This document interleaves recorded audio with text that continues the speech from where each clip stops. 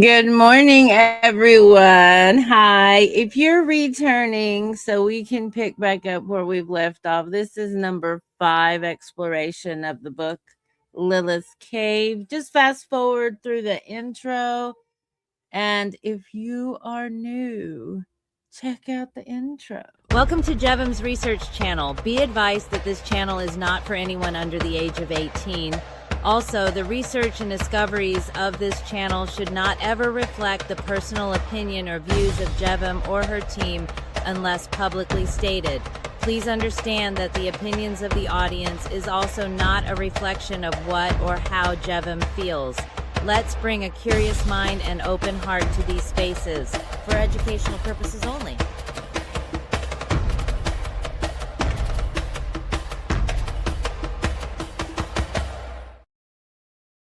Hi, guys. I just love the drums. Do you all love drums? I love tribal drums. I love tribal drums. Yeah. So in the background, I'm like, we got to have some music. In the background, we're listening to some Hildegard von Bingham uh orchestrated.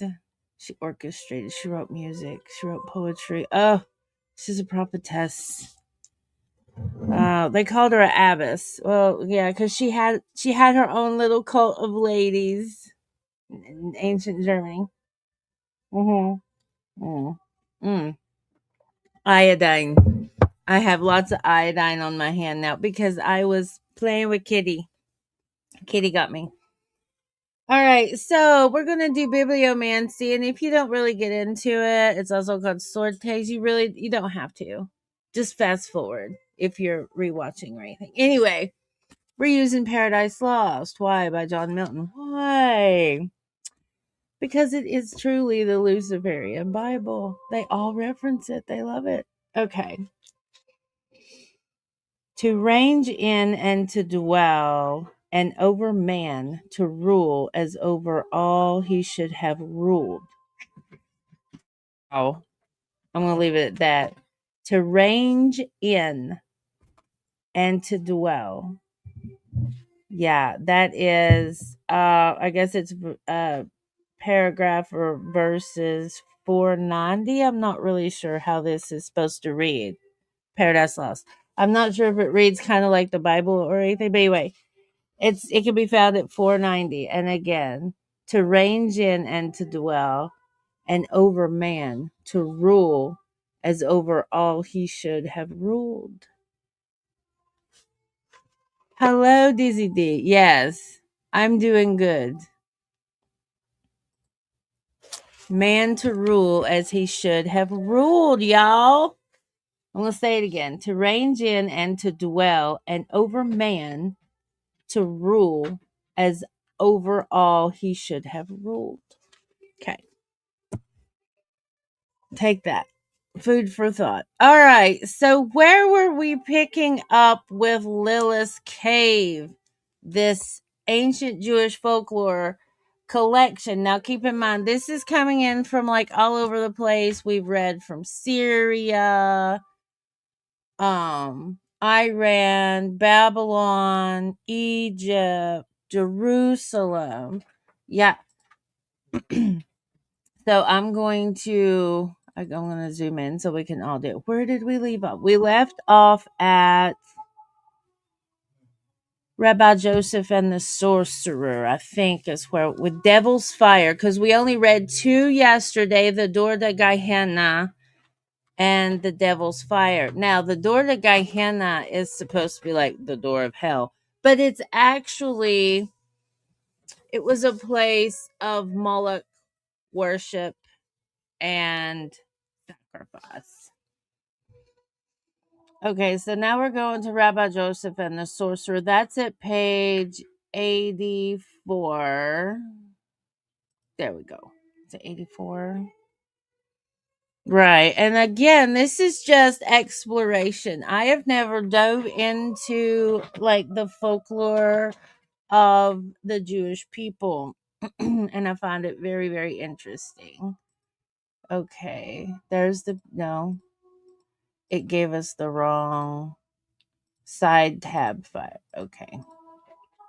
We'll get there. Yeah, see, yesterday's was really wrong. Not wrong, long. And this one, the Devil's Fire, was from Eastern Europe in the 1800s and 19th century. Okay, this is where we left off. Yom Kippur. Yeah, all right. So I do not pay for YouTube whatsoever. Let's see who else is in it. Hello, me from Indonesia. Hello from Indonesia. Good to see people from all over the world. Because all over the world you might not know about this. Hmm. Mm-hmm. Okay, this is what we might do. Yeah, we might do that and then make it big. Let's see. Wait. No, it's not. Okay, we'll just. Okay, here we go. Is that the best layout, y'all? Just let me know. Drinking some really good tea. Okay. Rabbi Joseph and the Sorcerer. Here we go, y'all. It happened one year in the city of Salzburg that three young and beautiful Jewish girls disappeared on Yom Kippur. The Day of Atonement. As they walked through the streets on the way to the synagogue. When this terrible news became known, the Jews of Salzburg all gathered together and poured out their hearts to the Holy One. Blessed be He. But the girls were never heard from again. Jesus. Okay.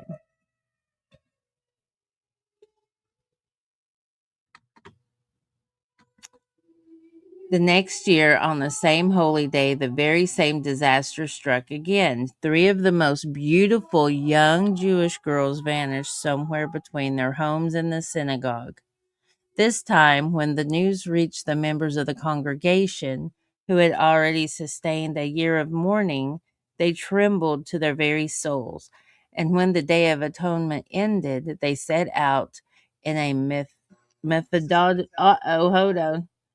I gotta skip this because, like I said, I don't pay for the YouTube. I just want to hear the lovely music. Maybe it'll help y'all get your morning started or go back to sleep. Let's see, where was I? They set out on a methodical search through all of Salzburg and the surrounding area, but they found nothing at all. Virtually all Jews and righteous Gentiles kept a close lookout for those girls everywhere they went, but not a single sight was reported. How could this be? The people began to fear that it was some kind of terrible punishment the Lord had brought down on them because of their sins, and they prayed and repented and fasted from Sabbath to Sabbath, but still none of the lost girls was heard from again. The third year at this time drew near for Yom Kippur. The people began to tremble with dread, especially the parents of young and beautiful maidens. Many of these parents came to the rabbi of Salzburg and begged him to find a way to protect their daughters that year, for they all feared the worst. How about everybody walks to Yom Kippur together? That's my suggestion. Okay. Let's see. Many of the parents came to the rabbi of Salzburg and begged him to find a way to protect their daughters, for they all feared the worst. The rabbi, like all of the Jews of this city, had suffered greatly over the loss of those precious maidens, and he too feared future dangers. Yet every avenue had been searched, and still nothing had been found. What could he do? That night, the rabbi sent up a dream question in which he begged the Holy One, blessed be He, to help them find out a way out of their dilemma. And in the dream that came to him, the rabbi found himself walking through the streets of a strange city as though he knew his way. And at last he reached the house that was his goal. Although even in the dream he did not know what this was.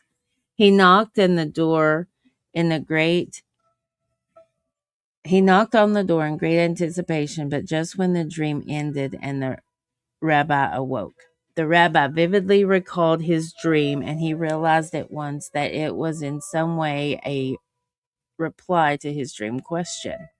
But what did it mean? For now he was awake, the rabbi realized that he did not know the city at which he had been walking. Certainly it was not Salzburg. And even if he were able to find out the name of the city, how could he ever find his way to that same house which had come to be in the dream? The rabbi tried to recall any detail of the house he could, and at last he recalled that the door had a bronze knocker in the shape of a dove. Whoa! Surely quite rare, as was only a tiny clue, but at least it was a start. Now, doves definitely is the feminine spirit in the Catholic faith, but also they represented maidens. Uh-huh.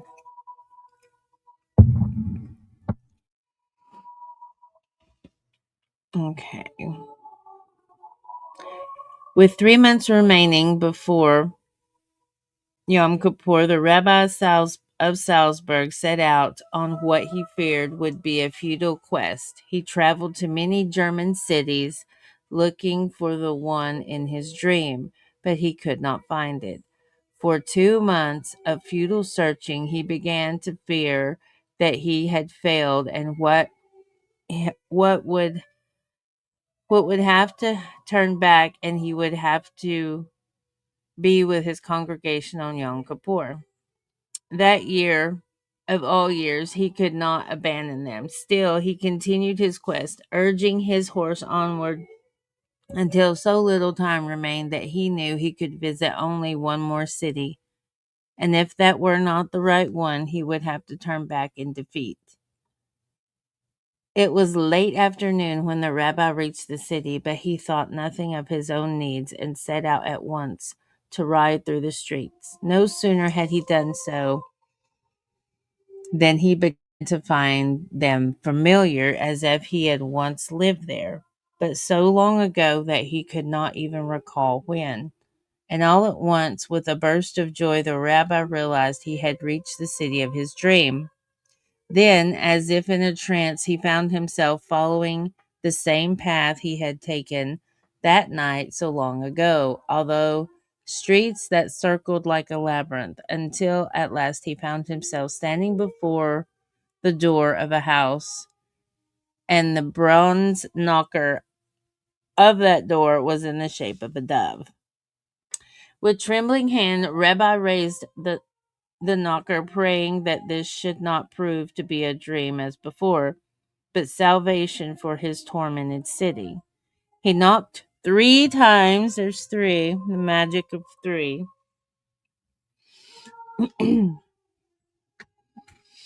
Bless you. The door opened, and the rabbi found himself face to face with an old Jew of deeply pious appearance. The old Jew invited the rabbi to come inside and said that he had been expecting him. And the rabbi of Salzburg was so relieved by these words that he burst into tears. Then the old Jew comforted him, saying that he knew why the rabbi had come to him, and assuring him that the time of travel would shortly come to an end. The old Jew introduced himself as Rabbi Joseph and told the rabbi of Salzburg to join him for a meal and then to rest.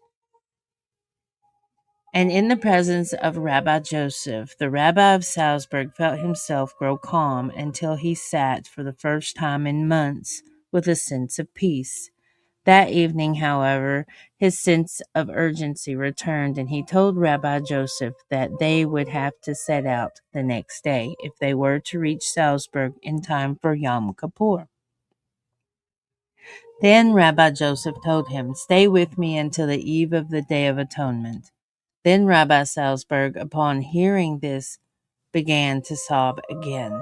Rabbi Joseph asked him, What is bothering you? Why are you crying? And the rabbi of Salzburg answered, My city is a week's journey from here, and only 8 days remain until Yom Kippur. If we do not leave by morning, we will not return in time to save 3 beautiful girls from being kidnapped. But Rabbi Joseph assured him that there was no danger of their not arriving in time, and the pious Jew reluctantly agreed, for he saw that he had no other choice. So it was that they remained together in Rabbi Joseph's house, and as each day passed, the Rabbi of Salzburg grew more and more anxious, for he could not imagine how he would ever return in time. But Rabbi Joseph had no such doubts. Then, on the day preceding the Day of Atonement, Rabbi Joseph brought the Rabbi of Salzburg to a small empty synagogue. The rabbi let himself be led, for he had finally come to the conclusion that the matter was in the hands of God. No, it was in the Rabbi Joseph took over. Okay. Rabbi Joseph walked up before the Ark of the Covenant where the Torahs were stored and opened it. You see, they have the Ark of the Covenant. Then he turned to the rabbi of Salzburg and said, Follow me. A moment later, Rabbi Joseph stepped into the ark and disappeared.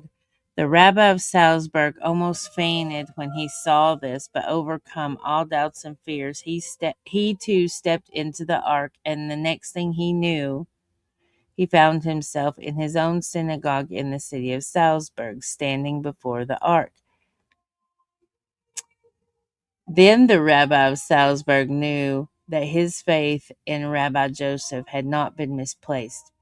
But before he could consider the miracle that had just happened, Rabbi Joseph turned to him and said, Come with me.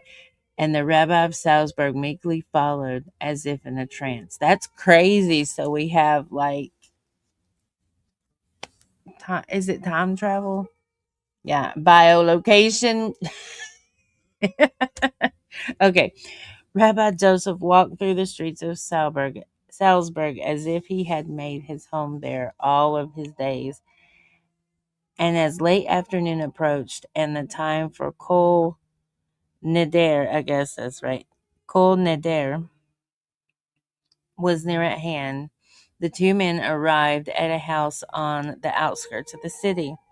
Before they knocked on the door, Rabbi Joseph went around to the back, where they saw 6 asses tied up to a tree. When the asses saw them, they began to kick and bray with heart-rending cries, which were almost human. And suddenly the rabbi of Salzburg realized that Rabbi Joseph had revealed the terrible secret to him.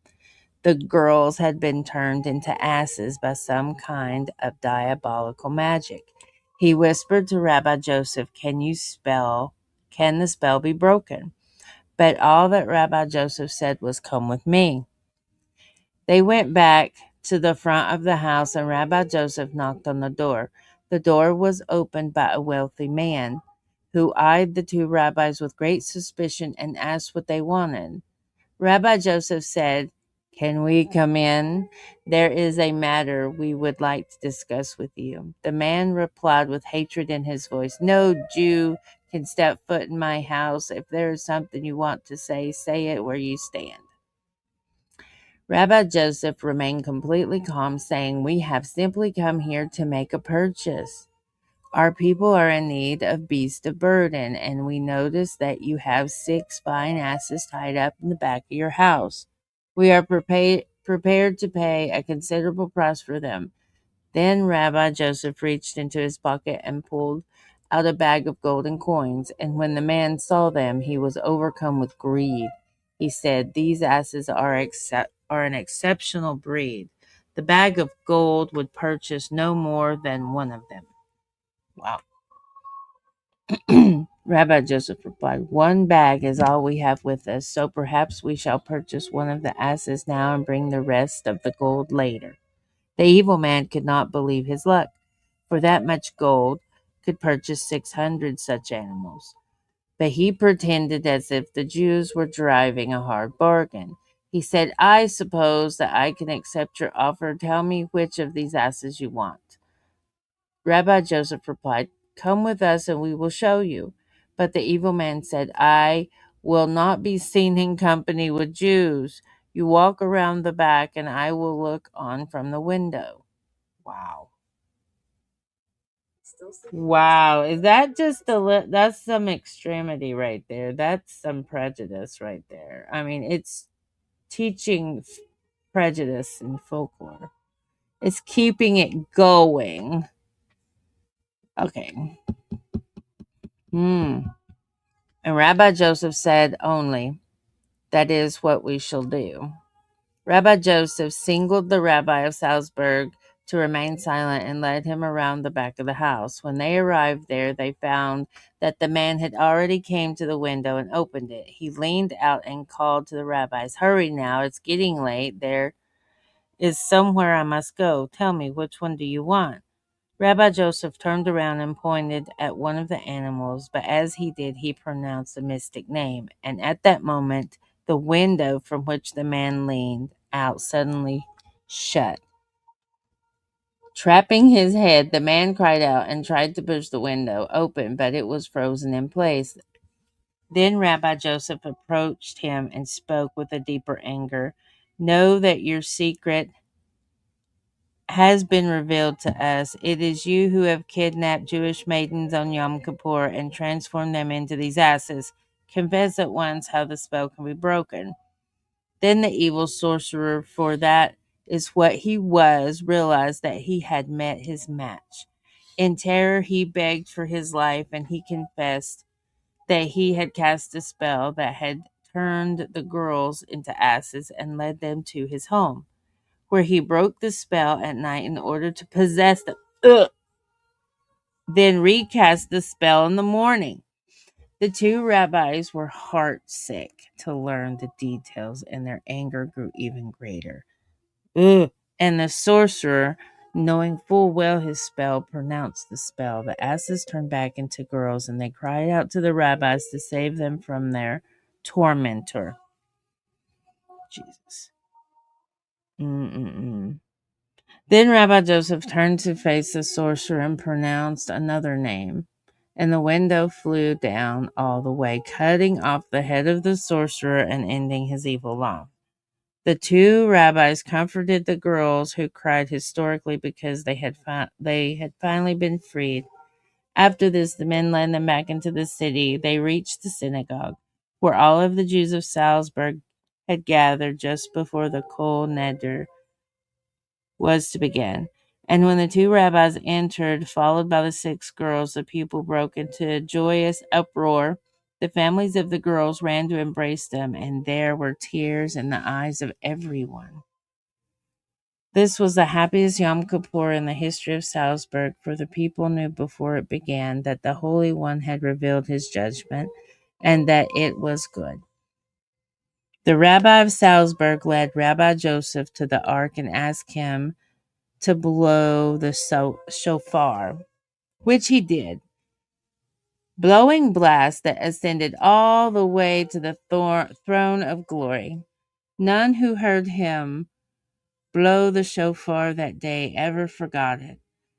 Then the Ark of the Covenant was opened and the Torah taken out, and just as the appropriate portion was about to be read, Rabbi Joseph turned to the ark and stepped inside. In front of all those seated there, he vanished, and all of the Jews of Salzburg, without exception, knew that a great miracle had taken place. Now that's Germany, 12th century. What do you all think about that? Hello, Angel. Good to see you. Oh, hi, Jason. Sorry I didn't see you. Angel, how you doing this morning? Good morning. We're reading about some crazy stuff. Yeah. Hello, Lee. Good to see you. Good to see you. So, what do you all think about these tales, honestly? Uh-huh. Really? It's wild.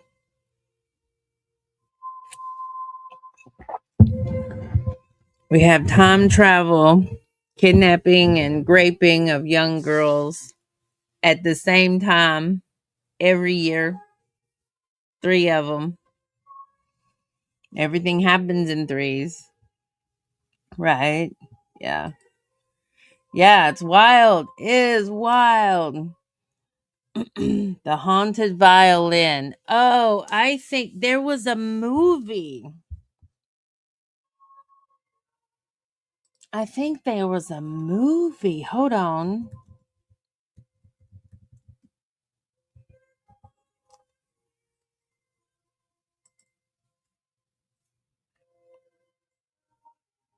Yes. Yes. It's a book. It's a theme. It's a theme that has, like, this Jewish tale here has inspired a lot of spin-offs, like, okay, the best instance is the Finger story, right? That's the Corpse Bride of Disney. So this Haunted Violin, it seems to be, it's popular. 8 Nights of Jewish Folktale. There's some Phantom Music, the Haunted Violin. So these fairy tales, like Grimm's fairy tales, of course, they take tales and make tales of tales of tales of tales. And this is why I don't think we'll ever be able to know our true history. I mean, not really. Uh-oh. Let me go back. No, I went way far ahead. The Sorcerer and the Virgin. Oh, geez. Yeah. I know, right? Like, wow. All right. In Worms, we're doing a haunted violin. In Worms, there was a carpenter who was called upon to make a coffin. When the coffin was finished, there was one board left. The carpenter decided to carve a violin out of it. That night, however, he had a dream in which the dead man for whom he had made the coffin came to him and warned him not to do so. The carpenter recalled this dream when he awoke, but dismissed it as he did all dreams. See, I'm telling you, if you don't believe in magic, it's going to bite you in the bum. It will bite you in the bum every single time. You don't listen to those voices, it'll bite you in the bum. Okay. That day he started to carve the violin. He proceeded very slowly, perfecting it over a period of weeks. When he was finished, he saw that the violin was very well made indeed, and he was proud of himself. He polished the wood and strung the violin and looked forward to the time that he might play it. Once he had made a bow. That night, the dead man came back to him in a dream and again warned him not to play the violin. But upon waking, the carpenter again dismissed the dream. Look, if it happens once, pay attention. If it happens twice, you might want to meditate on it. If it happens 3 nights in a row, you better heed. Heed. Okay. That day he carved the bow and polished its wood until it shone like that of the violin. It was late at night when the bow was finished, so he decided not to try it out until the next day. That night the dead man came back to him once again and told him that he was warning him for the last time not to play the violin. Guys, threes. Things just, the Jews know. The Jews know magic. Okay? They know magic. They know everything happens in threes. It was late at night when the bow was finished. So he decided, okay, skip that. That night, okay, skip that. I got excited, sorry.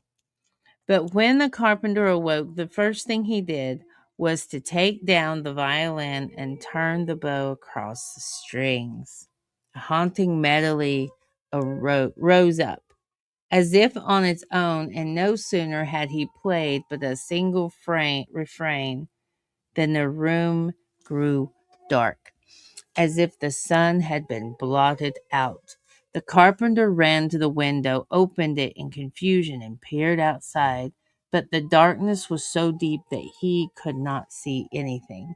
Suddenly, a great force from behind, like invisible hands, shoved him out the window. Before he knew it, the carpenter found himself tumbling down, and an instant later he plunged into something soft and treacherous, like mud. With horror, he realized it was quicksand, relentlessly sucking him under the earth. He didn't know what was under his own window. Oh, wait. This is magic. Sorry. Okay. It's the pit of despair. Okay. It had already reached his arms when he understood how imminent was his danger, and he thrashed about wildly. But it was too late. The quicksand drag, dragged him under as he drew in his last breath. Wow. The son of the carpenter found his father's body lying on the floor of the workshop, a violin in his hands. That night, the same dead man who had warned his father came to the son in the dream and revealed all that had happened. The very next day, the sun burned the violin, and as it went up in flames, he heard the voice of the carpenter cry out as if from a great distance. Then he knew that somewhere his soul was still being tortured. That's horrible. That's from 12th century Germany. That's a long time ago.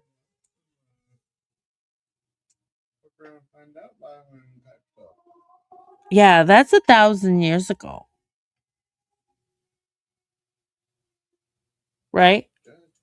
11th century. Yeah. Yeah. Yeah. Now we see why there's so many spin-offs of it. It's been around forever.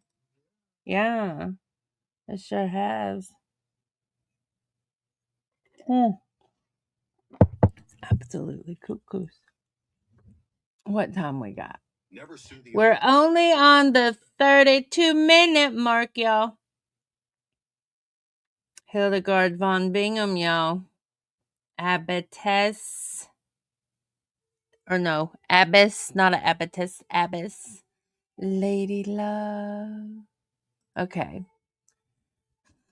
Do we want to do this one, EDM? The Sorcerer and the Virgin.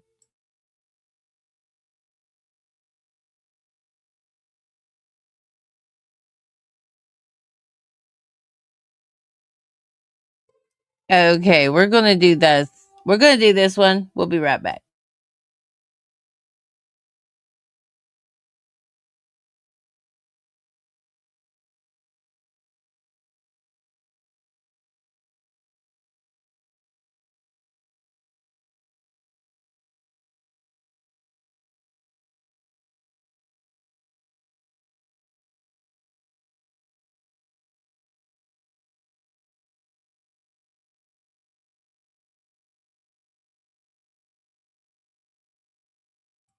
Okay, guys, sorry about that. Excuse me. Excuse me, but sorry. Alright. Sorcerer and the Virgin. There was a fine and generous man, a wealthy scholar, who lived near the well in the city of Worms. Worms, there's a lot of shit happening in Worms. There's a lot of stuff that happened in Worms. Worms is a hot city. It's a city. He had an only daughter who was pious in every respect. One day, a student passing through the city glimpsed this girl as she went out to draw water from the well. He was smitten with her beauty and desired her for himself. Now this student was an apprentice in magic. He had studied for several years with a sorcerer and decided to use this knowledge to force himself upon her. Brazen student went up to her house and knocked on the door. When the girl answered, the student said, "Tonight I will come and possess you. You will not be able to escape." And with that, he turned away and left. Now the terrified girl hurried to her father and let him know that what the student had said. Her father became very frightened and brought 10 rabbis to his house that evening to guard his daughter throughout the night. He seated her in a prominent place before them, and he himself remained with them for the vigil. That at midnight, the 10 rabbis and the girl's father suddenly became very drowsy. They tried to stay awake, but they could not. Soon all of them had rested their heads on their arms and were sound asleep. The girl ran from one to another, calling to them and shaking them, but nothing woke them. At that moment, the student entered the room, although the door had been locked and bolted. He stood before the maiden and said, "You have no choice, so give yourself to me." Fucking predators, right? But this is Lilith's cave. Okay.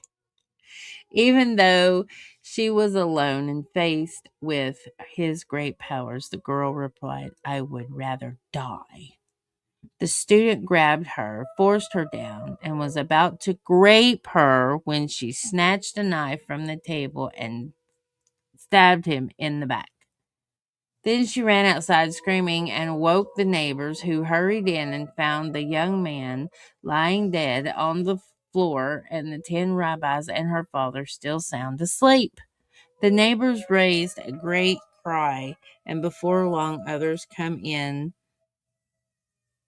to see the strange sight, among them some Gentiles who lived nearby. These neighbors passed on the news, and soon an old witch heard about it.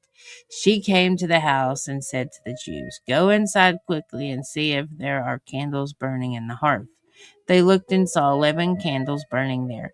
And when they reported this to the witch, she said, "The young man was supposed to have put out the candles in order for those asleep to wake up, but because he's dead, there is no remedy, and they will have to sleep until they die." Yeah. Now, when another rabbi heard of this tragedy, he came to the scene of the crime. I need tea, y'all. He saw the body of the young man and nearby the sleeping rabbis and the girl's father. Everyone there was bemoaning the terrible enchantment except for the visiting rabbi. He calmly took a piece of parchment and wrote out the name, placing it in the mouth of the dead man. Then he whispered the secret pronunciation of the name in his ear, and all at once the dead man stirred and come to life. He found himself confronted by the rabbi. So we have necromancy, zombie, and resurrection, and spell casting, and witches, and okay. He found himself confronted by the rabbi, who said, "Foolish man, you have been destroyed by those you sought to destroy. Now all that you have left to save is your soul. Hurry, blow out the candles in the hearth, for if you do not, your soul will burn in hell another century for each of those whose lives you snatched." The young man, who had already tested the scorching fire of hell, said not a word, but walked over to the hearth, bent over, and blew out the flames. And at that moment, he slumped over and died again, while at the same moment, each and every one of the sleeping men woke. When they found out how close they had come to never waking from an endless sleep, they all gave thanks to the Holy One. Blessed be he whose power had saved them from a living death. That's Germany's 16th century. Do you see how they've kept these oral tales alive to keep complacent. Yeah. Well, yeah, and if you say it 3 times, if you say it 3 or more times, the repetition ingrains it in the brain and causes it to become true, right? And that's all you have to do to make it seem true. It's crazy. Is it making sense? It's making sense to me. Okay. Ah, the knife, the knife, the knife. Do you want to read the knife? Let me see how many pages. Yeah, it's short. We'll read it. Okay.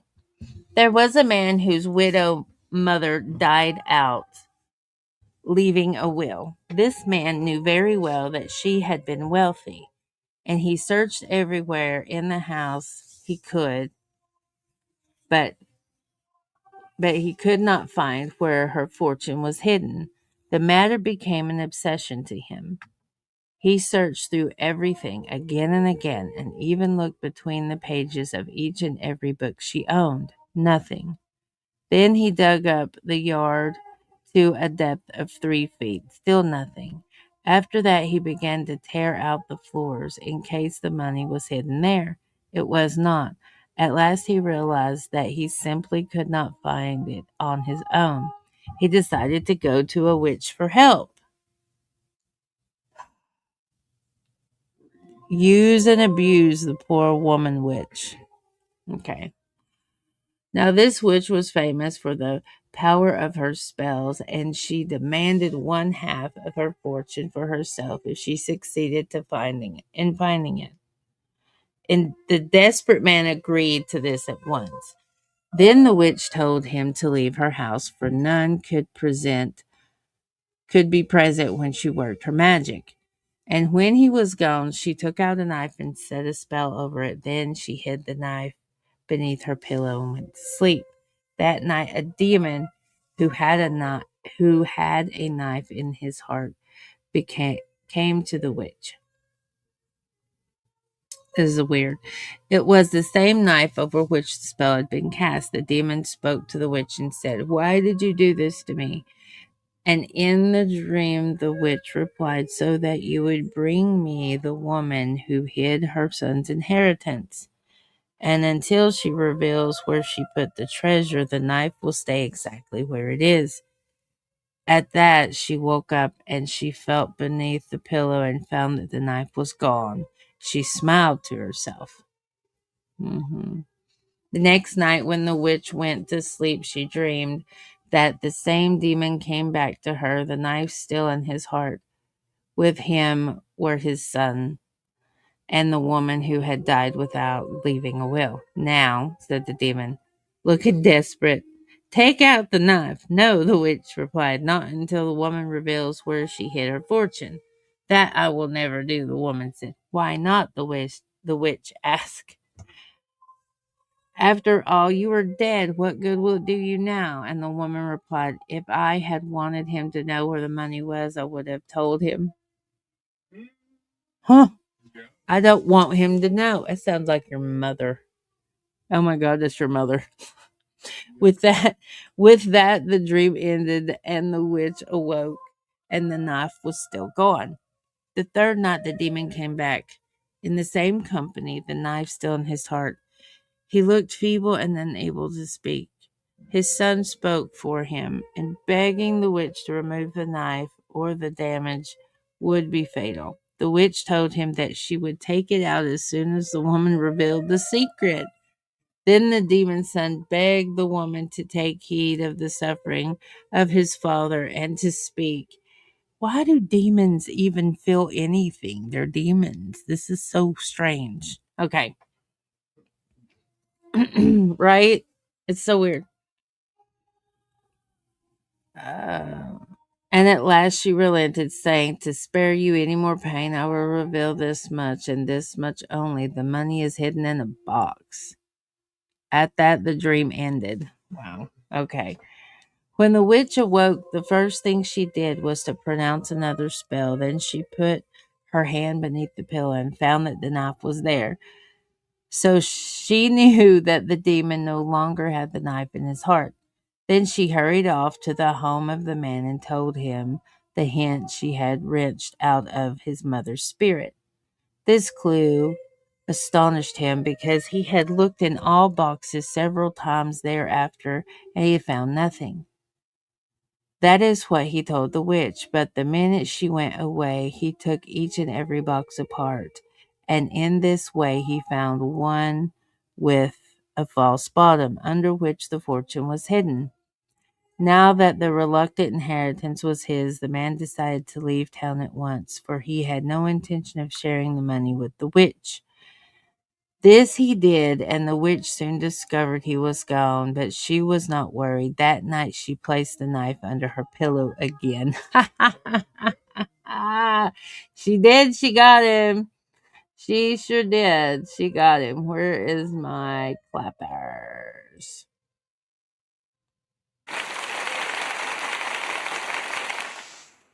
There we go. She sure did. She got him. The charm in the dress. Wonder how long this is. Oh, it's a little bit. Ooh. Yeah, we'll leave this one for later. Yeah, we'll leave it for tomorrow. I'm gonna try to get through all of it, of the whole book, because I mean, Satanic Ritual Abuse Survivor dropped that book a long, long time ago. So why not? Right? Why not? It's very interesting. And I don't think people really realize the information that these folk tales are telling us. They're dropping clues everywhere, all through myth, all through myth. And it's really interesting too how it seems like in the Jewish folklore tales, and I'd like to hear your all's feedback, of course, absolutely. Um, they valued magic instead of like making it, they made it evil, but they also made it seem like as long as they were doing good with it, it was okay. Right. So it's contradicting kind of everything the Catholic Church would teach you about diviners, right? Um, sorcerers, stuff like that.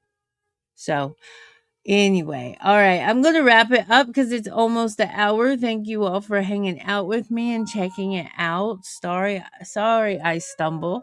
Um, I'm dyslexic and it's early morning and life is stressful and also strange. So just try to stay centered and focus on gratitude. Yeah, focus on gratitude. You can't go wrong. Thank you all for hanging out. Have a good day.